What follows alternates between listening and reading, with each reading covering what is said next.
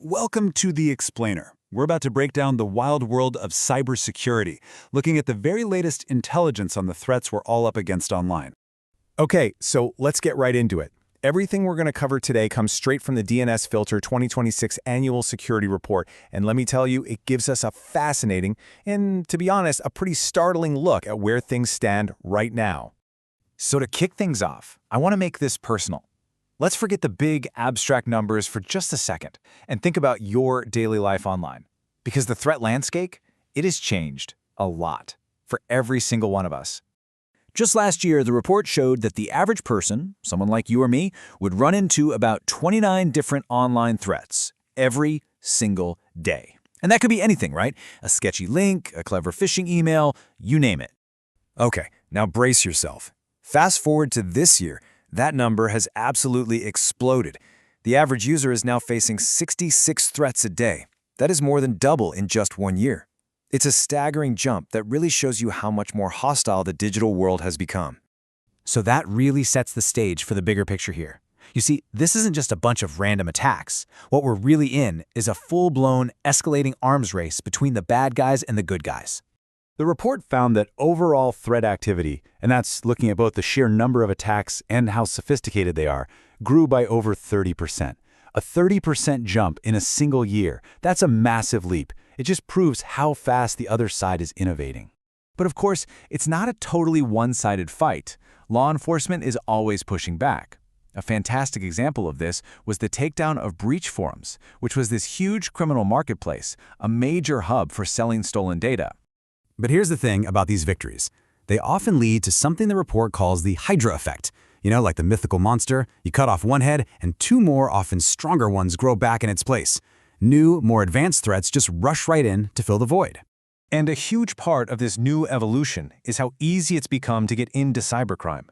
We're seeing the rise of things like phishing as a service, or FAS. These are basically platforms that rent out all the tools you need for a sophisticated phishing attack, making it available to pretty much anyone with a credit card. And this is a perfect illustration of that Hydra effect in the real world. A platform called Tycoon2FA popped up almost immediately after breach forums got taken down. Its whole reason for being is to help criminals get around two-factor authentication, specifically targeting big services like Microsoft 365 and Gmail. It's a direct response, a more specialized threat born from the ashes of the old one. And all of this escalation builds into what is, without a doubt, the single biggest game changer we're seeing: the weaponization of artificial intelligence. AI has completely rewritten the rules. You see, AI gives these threat actors incredible power. It lets them automate attacks at a speed and scale we've just never seen before. We're talking about incredibly convincing deepfakes for tricking people, phishing campaigns that can write themselves, and even AI-powered malware that can change on the fly to avoid being detected. And it's also making old-school attacks way more powerful, like brute force attacks and credential stuffing. Now, make no mistake, this isn't a problem happening in just one or two countries. This is a truly global issue. And when you look at the map of where these threats are coming from, you find some really surprising hotspots. So what this map shows us is the percentage of malicious internet traffic by region. The bigger and redder the circle, the higher the concentration of threat activity. And as you can plainly see, North America and Europe are really lighting up. But when you break it down by country, things get weird. The top 5 countries for malicious traffic are Croatia, Denmark, Ireland, Germany, and the Netherlands. So why is that? Well, it's because these places have fantastic, stable internet infrastructure and tons of data centers which criminals hijack to launch their attacks from. Okay, so we know the threats are getting bigger, badder, and they're coming from everywhere. The real question then is, where should we be focusing our attention? What's the biggest weak point we need to be watching? The data gives us a really clear answer. Take a look at this. We hear all the time about malware and phishing, right? But look, over 65% of all unique threats come from new domains. These are web domains that were registered just hours or days ago, used for one quick attack, and then thrown away. It's how attackers stay one step ahead of security filters.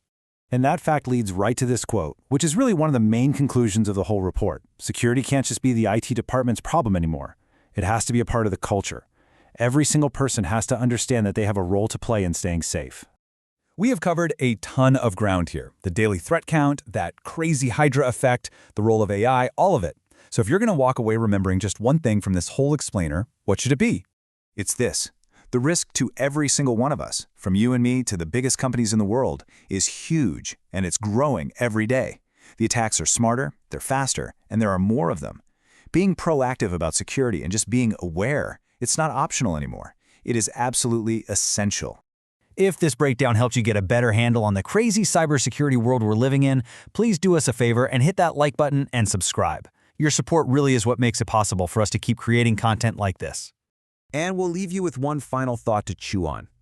When you're facing an average of 66 automated, highly sophisticated, and mostly invisible threats every single day, is that old advice to just be careful online really enough anymore?